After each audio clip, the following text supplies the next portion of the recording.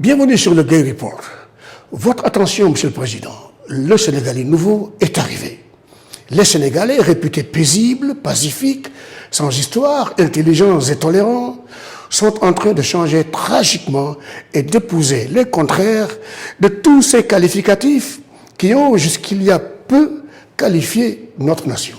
Croyez-moi, Monsieur le Président de la République, leur vécu au cours des 23 dernières années n'est pas étranger à ce changement du système de valeurs des Sénégalais. En ville comme dans les zones rurales, la cherté de la vie a depuis longtemps sapé les fondements des relations familiales. Pendant ce temps, dans ce pays, on continue de parler des nombreux milliards que vous recevez et investissez.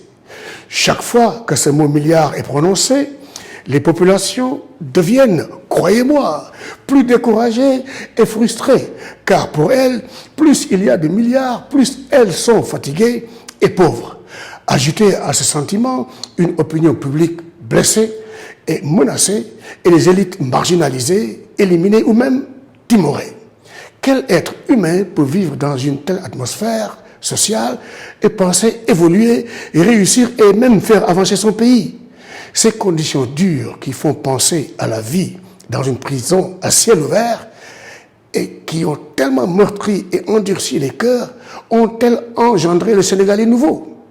Ce Sénégalais nouveau qui se multiplie très rapidement dans notre société ne respecte aucune autorité.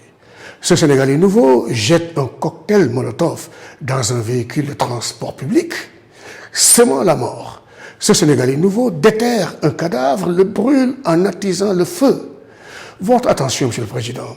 Cet acte ne s'est pas déroulé à Dakar, la grande capitale, avec tous ces téméraires habitués des chaudes manifestations, assaisonnés de brouillard, de lacrymogènes, mais dans une cité religieuse de l'intérieur du pays. Ces actes font-ils écho à la réalité que nous vivons? En tout cas, leur résonance avec l'état actuel du Sénégal fait peur. Alors, Monsieur le Président, vous voyez à présent que les priorités ont toujours été ailleurs. Vous avez travaillé, certes, vous avez même beaucoup travaillé, mais avez-vous bien travaillé? Ce travail était-il centré sur les priorités des Sénégalais dont la satisfaction aurait permis d'éviter la naissance de ce Sénégalais nouveau? Qui peut aujourd'hui freiner ce phénomène qui est en train de faire tabula rasa de nos valeurs?